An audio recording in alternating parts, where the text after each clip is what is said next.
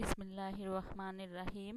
Lions school and কলেজের online ক্লাসে সবাইকে স্বাগতম। আমি মোসাম্মদ সাবিহা ইয়াসমিন, সহকারী শিক্ষক, লায়ন। কি হয়েছে? লাল আইসে কে? লাল যাচ্ছে ঘন্টা।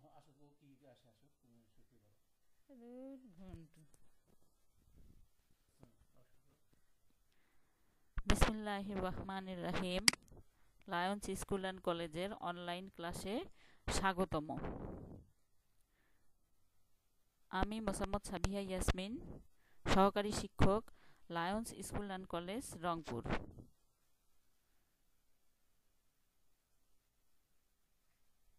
শ্রেণী দশম, বিষয় হচ্ছে জীববিজ্ঞান। আমি তোমাদের রিভিশন ক্লাস নিচ্ছি। আজকে দেখো আমি কি দেখাচ্ছি। আমি তোমাদের সমস্যাগুলো কি হয় সেগুলো নিয়ে সলিউশন দেওয়ার চেষ্টা করতেছি। নিচের ছবিগুলো লক্ষ্য করো। কি ছবি দেখানো হয়েছে? ছবিতে দেখো পাশাপাশি দুটো ছবি দেওয়া হয়েছে। পরের ছবিতে কিসের ছবি দেখানো হয়েছে লক্ষ্য করো। তাহলে আমরা তিনটেই ছবি পাশাপাশি দেখে আজকের পাঠের বিষয় নির্ধারণে চলে আসি। দেখো আজকের পাঠের বিষয় হচ্ছে, আবারও আমি ছবি দেখিয়েছি, দেখো মস্তিষ্ক। তাহলে আজকে আমরা মস্তিষ্ক নিয়ে আলোচনা করব। এখন আমরা মস্তিষ্ক সম্পর্কে একটু জেনে নেই। এই পাঠ শেষে শিক্ষার্থীরা স্নায়ুতন্ত্র কি তা বলতে পারবে, স্নায়ুতন্ত্রের প্রধান অংশগুলির নাম বলতে পারবে, মস্তিষ্কের অংশগুলির নাম জানতে পারবে, স্নায়ুতন্ত্রের প্রধান অংশসমূহের কাজ ব্যাখ্যা করতে পারবে, অগ্রমস্তিষ্কের বিভিন্ন অংশের গঠন কাজ ব্যাখ্যা করতে পারবে। আমরা মস্তিষ্ক সম্পর্কে জেনে নেই। দেখো বইয়ে তোমাদের যে ছবিটা দেখানো হয়েছে, দেখো করোটি, সেরিব্রাম, দেখো থ্যালামাস, এখানে দেখা হয়েছে হাইপোথ্যালামাস, তিনটি একসঙ্গে মিলে অগ্রমস্তিষ্ক। আবার এখানে আমি ইন্ডিকেট করেছি, দেখো সেরিব্রাম, পন্স, মেডুলা অবলঙ্কাটা, এটা তিনটা মিলে কি দেখানো হয়েছে? পশ্চাৎ মস্তিষ্ক। আর এখানে হচ্ছে সুষুম্নাকাণ্ড, মধ্য মস্তিষ্ক দেখিয়েছি আমি। আর এখানে উপরে দেখিয়েছি হচ্ছে কর্পাস ক্যালোসাম। সুষুম্নাকাণ্ডের শীর্ষে কেন্দ্রীয় স্নায়ুতন্ত্রের যে স্ফীত অংশ করোটির মধ্যে অবস্থান করে তাকে মস্তিষ্ক বলে। আমরা মস্তিষ্কের সংজ্ঞাটা জেনে নিলাম। তাহলে সমগ্র মস্তিষ্ক ও সুষুম্নাকাণ্ড মেনেনজেস নামক পর্দা দ্বারা আবৃত থাকে। পর্দাটার নাম কি? মেনেনজেস পর্দা। প্রাপ্তবয়স্ক মানুষের মস্তিষ্কের আয়তন প্রায় 1500 ঘন সেন্টিমিটার এবং গড় ওজন প্রায় 1.36 কেজি। এতে প্রায় 100 বিলিয়ন নিউরন এবং 1 বিলিয়ন নিউরোগ্লিয়া কোষ থাকে। আসো আমরা মস্তিষ্কের গঠনে একটা video. The human brain. The human brain controls all the bodily functions and works like a network that releases messages to different parts of the body. An average human brain weighs about 3 pounds. It has many folds and roots which are used for storing and passing information. The brain is protected with the help of the bones of the skull. The meninges are a cushioned layer of membrane, which, along with the cerebrospinal fluid, protect the brain. The brain is divided into 3 parts, known as the forebrain, the midbrain, and the hindbrain. The forebrain is the largest and most complex part of the brain. It consists of folds and roots and is also referred to as the cerebrum. The forebrain contains information related to human intelligence, memory, personality, emotions, speech, and the ability to feel the mood. The cerebrum is again divided into 2 parts, the left hemisphere and the right hemisphere. The left hemisphere is considered to be logical, analytical, and objective, and the right hemisphere is thought to be more intuitive, creative, and subjective. The midbrain acts as the master coordinator of all the messages going in and coming out of the brain to the spinal cord and is located underneath the middle of the forebrain. The hindbrain consists of the cerebellum and medulla, and it sits underneath the back end of the cerebrum. The cerebellum is responsible for balance, movements, and coordination. The cerebellum means little brain in Latin. The pons and the medulla, along with the midbrain, are often called the brainstem. It sends out and coordinates all of the brain's messages. It also controls other automatic bodily functions like breathing, heart rate, blood pressure, swallowing, digestion, and blinking of the eyes. The different centers of the brain help us to form different activities. The cerebrum helps us in movements of our body. Involuntary actions like the heartbeat, breathing, and swallowing are controlled with the help of the medulla. আমরা মস্তিষ্কের গঠনটা সুন্দরভাবে The human ছবিতে দেখে নিলাম। দেখো মস্তিষ্কের গঠন সম্পর্কে আমরা এখন জানব। দেখো তোমাদের বইয়ের ছবিটা আমি দেখিয়েছি, মস্তিষ্ক, মেরুরজ্জু, স্নায়ু। দেখো এখন এখানে কি দেখানো হয়েছে, এখানে আমি দেখিয়েছি হচ্ছে গুরু মস্তিষ্ক, তারপর ইন্ডিকেট করা হয়েছে মধ্য মস্তিষ্ক, তারপর হচ্ছে সেরিব্রাম,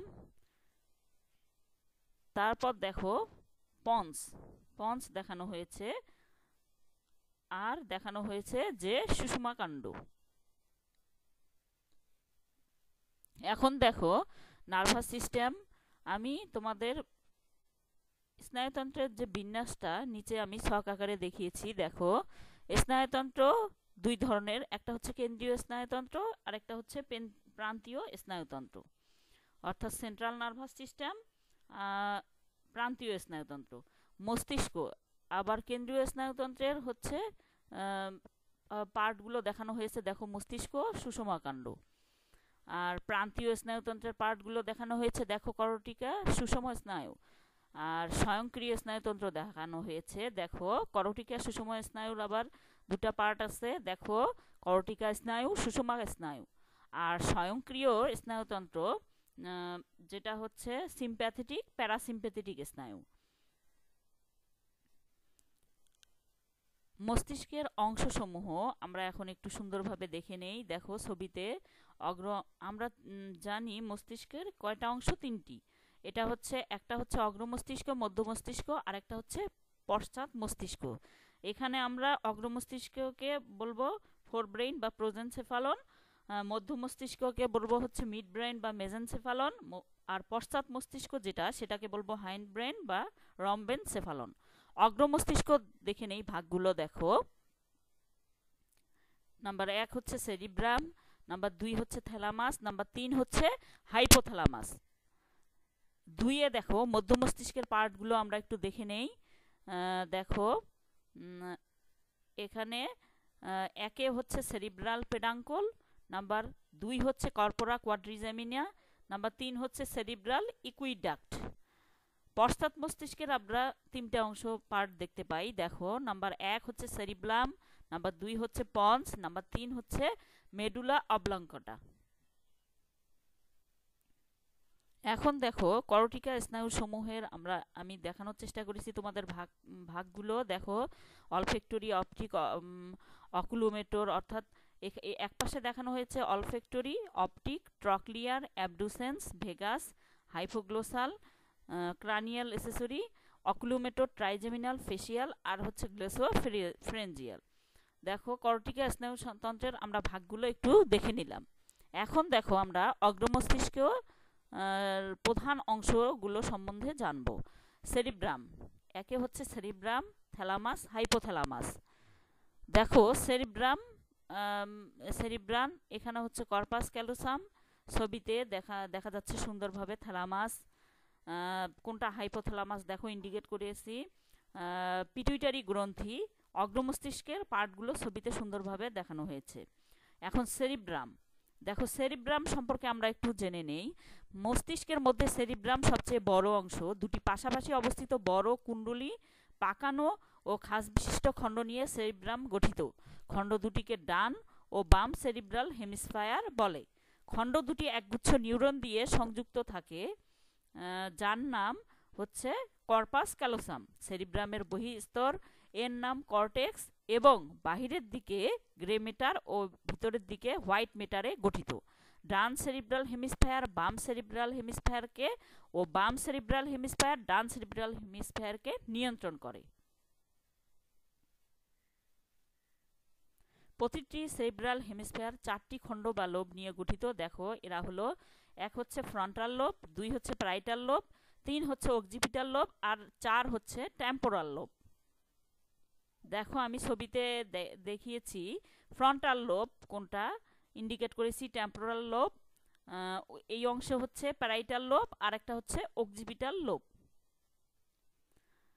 দেখো মস্তিষ্কের বিভিন্ন অংশকে আমি জাইরাস, সালকি, এখানে দেখানো হয়েছে cortex, white matter, grey matter কোনটাকে বলেছি দেখো কোন অংশটা, আর আরেকটা অংশ হচ্ছে হোয়াইট ম্যাটার। সেরিব্রামের কাজ সম্বন্ধে আমরা একটু জেনে নেই। সেরিব্রাম কি কি কাজ করে দেখো, নাম্বার 1-এ আমি দিয়েছি চিন্তা, বুদ্ধি, উদ্ভাবনী শক্তি প্রভৃতি উন্নত মানসিক রোগের কি করে, নিয়ন্ত্রণ করে, অর্থাৎ মানসিক বোধ যেটা। নাম্বার 2 হচ্ছে বিভিন্ন সহজাত প্রবৃত্তির নিয়ন্ত্রক হিসেবে কাজ করে। নাম্বার 3 বাকশক্তিকে নিয়ন্ত্রণ করে। নাম্বার 4 হচ্ছে দেহের সব ঐচ্ছিক পেশির কার্যকলাপ নিয়ন্ত্রণ করে। নাম্বার 5 হচ্ছে সংবেদী অঙ্গ থেকে আসা অনুভূতি গ্রহণ ও বিশ্লেষণ করে। থ্যালামাস সম্পর্কে আমরা একটু জেনে নেই। প্রতিটি সেরিব্রাল হেমিস্ফেয়ারের সেরিব্রাল মেডুলায় অবস্থিত এবং গ্রে ম্যাটারে এক একটি ডিম্বাকার অঞ্চলকে থ্যালামাস বলে। থ্যালামাস দুটি একটি যোজক দিয়ে যুক্ত থাকে। দেখো থ্যালামাসের অংশটা আমি ইন্ডিকেট করেছি ছবিতে, কি সুন্দরভাবে দেখানো হয়েছে থ্যালামাসের অংশটা। এখন হচ্ছে দেখো থ্যালামাসের কাজটা আমরা একটু জেনে নেই। নাম্বার 1-এ এটি সংজ্ঞাবহ স্নায়ুর রিলে স্টেশন হিসেবে কাজ করে। নাম্বার 2 চাপ, স্পর্শ, যন্ত্রণা প্রভৃতি অনুভূতির কেন্দ্র এবং আবেগ এর অভ্যন্তরীণ অঙ্গের নিয়ন্ত্রণ কেন্দ্র। নাম্বার 3 মানুষের ব্যক্তিত্ব ও সামাজিক আচরণের প্রকাশ ঘটায়। নাম্বার 4 হচ্ছে ঘুমন্ত মানুষকে জাগিয়ে পরিবেশ সম্পর্কে সচেতন করে তোলে।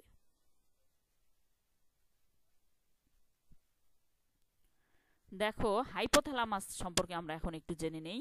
হাইপোথ্যালামাস সম্পর্কে জেনে নেই, চিত্রে আমি ইন্ডিকেট করেছি। দেখো হাইপোথ্যালামাসের কোন অংশ, হাইপোথ্যালামাসের কোন অংশ থ্যালামাসের নিচে অবস্থিত এবং গ্রে ম্যাটারে নির্মিত মস্তিষ্কের যে অংশ পিটুইটারি গ্রন্থির সাথে যুক্ত থাকে তাকে হাইপোথ্যালামাস বলে। কাজ আমরা দেখে নেই, এটি অন্তত 1 ডজন পৃথক অঞ্চলে বিভক্ত থাকে। এটি থ্যালামাসকে কাজে সাহায্য করে। আজ এ পর্যন্তই। আজকে আমরা বাড়ির কাজে চলে যাব। দেখো বাড়ির কাজ কি দিয়েছি, স্নায়ুতন্ত্রের প্রধান অংশসমূহের কাজ খাতায় লিখে রাখবে।